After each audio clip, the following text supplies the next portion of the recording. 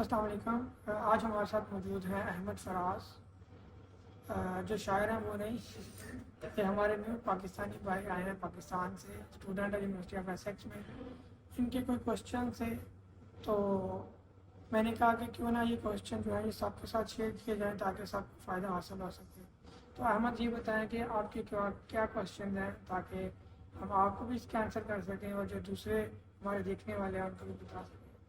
First of all बहुत शुक्रिया सामा भाई कि आपने मुझे बुलाया, मुझे मौका दिया। मैं स्टार्ट करूँगा कि अगर जो एक स्टूडेंट आता है अपनी पाकिस्तान में एजुकेशन कंप्लीट करता है तो ऑब्वियसली मोस्टली स्टूडेंट्स अपनी पीआर को देखते हुए आते हैं कि हमें पीआर लेनी है किसी कंट्री की। तो पीआर के लिए परफेक्ट रूट कौन सा होगा जो एक स्टूडेंट अप्लाई कर सकता है यहाँ पे एजुकेशन करने के बाद?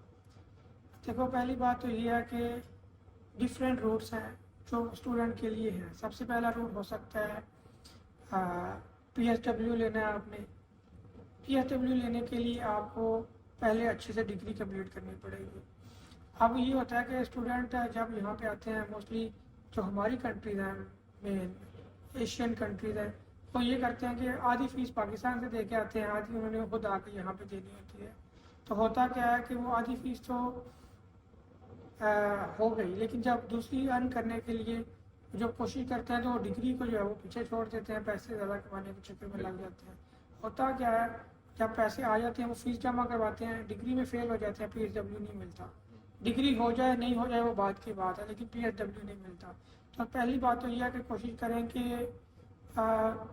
अपनी डिग्री पे भी फोकस करें और फीस जो है वो अर्न करने की भी कोशिश करें। आपको जो पहला साल है ना, वो बहुत ज़्यादा हार्ड वर्क करना है। हम यहाँ पे आते हैं, माहौल नया होता है, एनवायरनमेंट नया होता है और अच्छी चीज़ें यहाँ पे, रूल्स एंड रेगुलेशन है, ओपन माहौल है, तो हम दूसरी एक्टिविटीज़ में एंगेज होना स्टार्ट हो जाते हैं क्योंकि हमें मज़ा आना शुरू हो जाता है। ये चीज़ें हम लोग बाद में भी कर सकते हैं, टू बी ऑनेस्ट। बाद में करने में मज़ा भी आएगा क्योंकि जब आप एक स्ट्रेस फ्री हो जाएंगे, लेकिन आप पहले स्ट्रेस में होते हैं, नया नया माहौल मिलता है और हम इन चीज़ों में एंगेज होना शुरू हो जाते हैं। बहरहाल पहली बात तो ये है कि PSW ले सकते हैं, लेकिन जो PSW लेंगे ना वो आपके टैक्स वाले ईयर्स में काउंट नहीं होगा।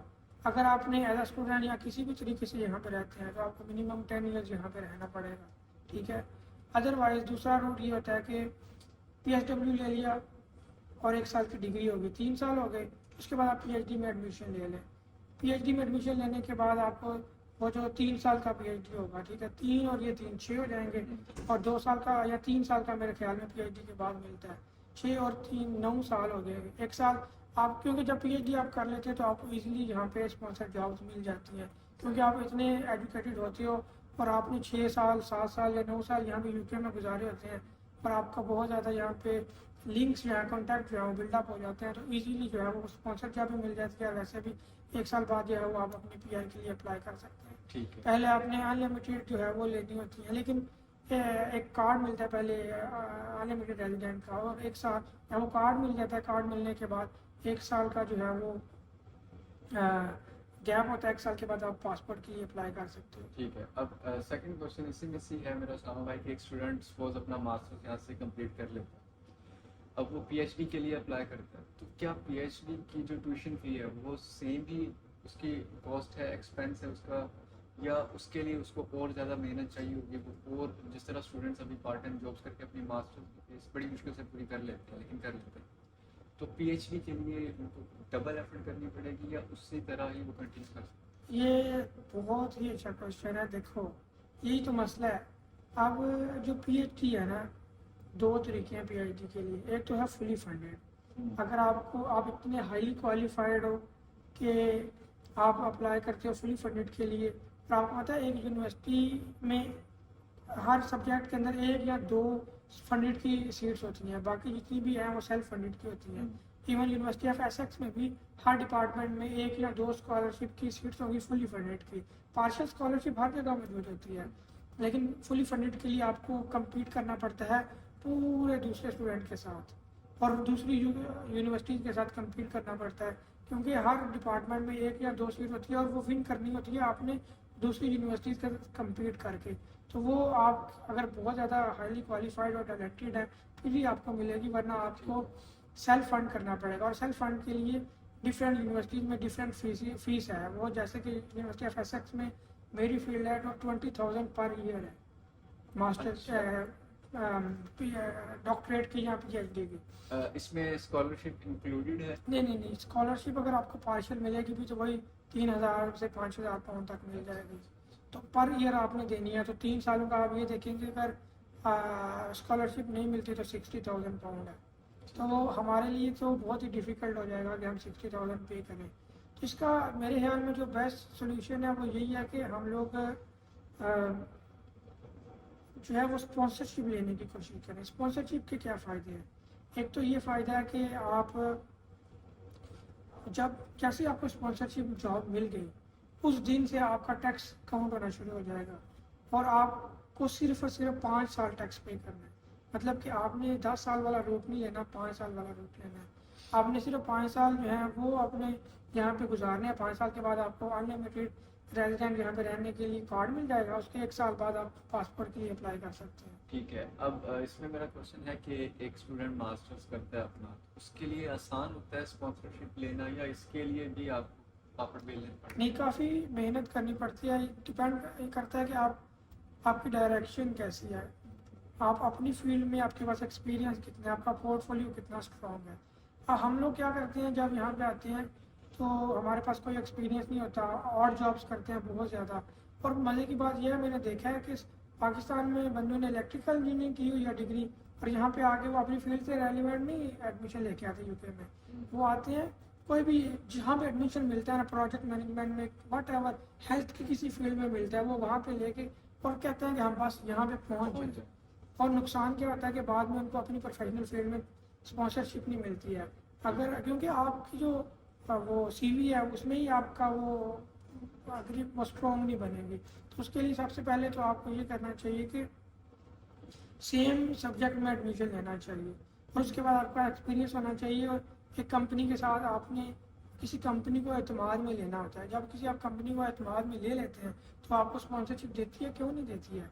लेकिन आपको अपनी वैल्यू अपनी स्ट्रेंथ को इतना इन्हांस करना पड़ेगा कि आप उनकी नज़र में आ सकें और आपका काम नज़र आना चाहिए कि वो कंपनी सोचे कि हाँ यार ये बंदा अगर हमारी कंपनी में आएगा तो हमें ये कुछ ऐड अप करेगा, हमारी वैल्यू में इजाफा करेगा। ना कि सिर्फ कोई भी बंदा क्यों किसी के ऊपर इतना एक्सपेंस करेगा कि जब उसको कोई फ़ायदा ही ना मिल रहा हो।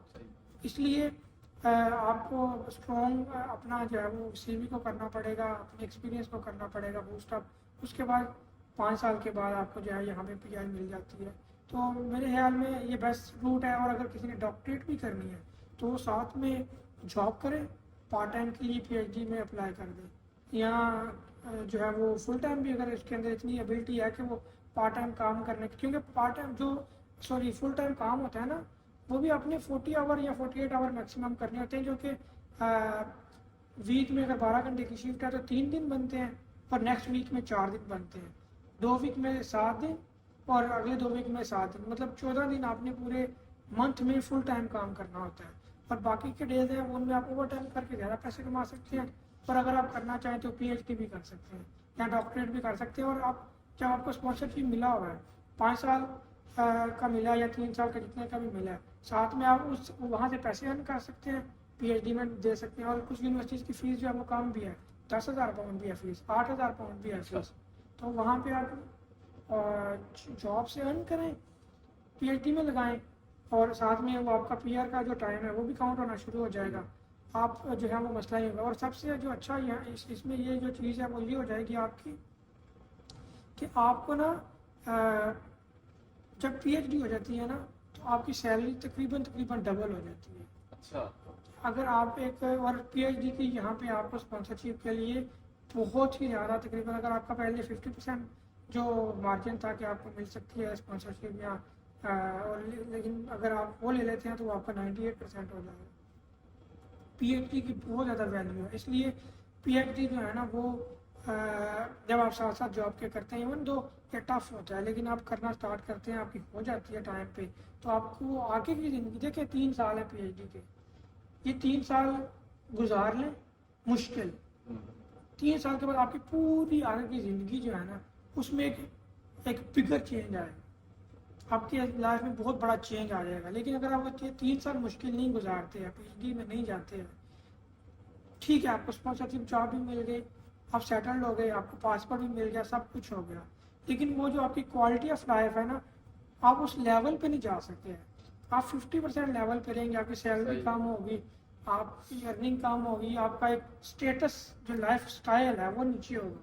पीएचडी करने के बाद आपका लाइफ स्टाइल अगर यहाँ पर तो यहाँ पे चला जाएगा। तो ये डिफरेंस आएगा 3 साल की मेहनत का। 3 साल के बाद आपकी सारी ज़िंदगी पड़ी है, आप वहाँ पे इंजॉय करें, जो भी करना करें। मतलब ये दोनों चीज़ें बैलेंस्ड है कि अगर आप ये रूट लेना चाहते हैं पीआर के लिए तो ये भी ठीक है, स्पॉन्सरशिप वाला भी ठीक है, लेकिन अगर आप पीएचडी वाला रूट लेते हैं तो इससे आपको ज़्यादा बेनिफिट्स मिलेंगे अपकमिंग लाइफ में।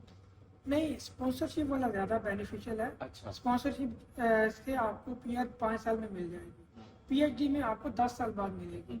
लेकिन मैं ये कह रहा हूँ कि आप स्पॉन्सरशिप जॉब ले लें, ओके। 5 साल बाद आपको वो मिल जाएगा, पीआर मिल पीआर जाएगी। मिल जाएगी। Exactly. लेकिन जब आपकी स्पॉन्सरशिप जॉब स्टार्ट हो, लाइक मेरी अभी स्पॉन्सरशिप जॉब स्टार्ट होने वाली है 1 मंथ में, मैंने वीज़ा अप्लाई किया स्पॉन्सरशिप का। अब मेरी मास्टर की डिग्री ख़त्म होगी, और डिग्री ख़त्म होने के साथ ही मैं ना, मेरी जॉब तो स्टार्ट हो चुकी होगी मास्टर डिग्री पहले, क्योंकि मेरे पास स्पॉन्सरशिप पहले ही आ जाएगी, तो मैं पहले ही जॉब करना तो स्टार्ट कर दूंगा। ठीक है। जैसे ही मेरी मास्टर की डिग्री कंप्लीट होगी, मैं एक साथ उसी टाइम उसी के साथ ही मैं एनएचपी डॉक्टरेट में अप्लाई कर दूंगा। ठीक है। तो मेरी जॉब भी चल रही है, साथ में डॉक्टरेट भी चल रही है। मैं सब डॉक्टरेट का वीज़ा नहीं लूँगा, क्योंकि मुझे ज़रूरत ही नहीं है लेने की। मैं मेरे पास जो एक स्पॉन्सर वीज़ा है, मैं उसी को यूज़ करते हुए डॉक्टरेट को साथ में करूँगा, सिर्फ अपने फ्यूचर में मज़ीद अच्छी पोजीशन पे जाने के लिए। अगर मैं वो नहीं भी लेता तो मेरे पास स्पॉन्सरशिप है, 5 साल बाद मुझे वो पीआर मिल जाएगी, मैं यहाँ पे कोई भी और जॉब करके पाकिस्तान के 8-10 लाख महीने का कमा सकता हूँ। तो मैं क्यों ना इसको 20 लाख पे लेके जाऊँ 3 सही साल बात। ज़्यादा मेहनत करने के लिए। सही। तो मैं इसलिए ये कह रहा था कि पीएचडी को साथ लेके चले, लेकिन पीएचडी अगर सिर्फ और सिर्फ पीएचडी के साथ जाएंगे तो वो रूट लंबा हो जाएगा। पीएसडब्ल्यू, स्पॉन्सरशिप और पीएचडी, ये तीनों चीज़ें बेसिकली आपके सामने हैं कि ये कैसे जो है वो वर्क करती हैं। ठीक है। अब मेरा नेक्स्ट क्वेश्चन है कि एक स्टूडेंट को पीएसडब्ल्यू के लिए क्या अप्लाई करना चाहिए अपने 1 साल की डिग्री के बाद, ये उसके लिए है बेनिफिशियल, या वो कोई और रूट भी इख्तियार कर सकता है अवॉइडिंग द पीएसडब्ल्यू? देखिए, पीएसडब्ल्यू मेरे ख्याल में जो पीएसडब्ल्यू है ना, वो लास्ट पे सोचना चाहिए कि जब आपके पास कोई अपॉर्चुनिटी ना हो यूके में स्टे करने के लिए, तो तब जाके सोचे कि हाँ पीएसडब्ल्यू में चले जाते हैं। क्योंकि पीएसडब्ल्यू जब आप लेते हैं आपको 2000 पाउंड पे करने पड़ते हैं उसके लिए, और वो जो 2000 पाउंड है वो आप कमाते हैं बड़ी मुश्किल से और सारा कुछ करते हैं।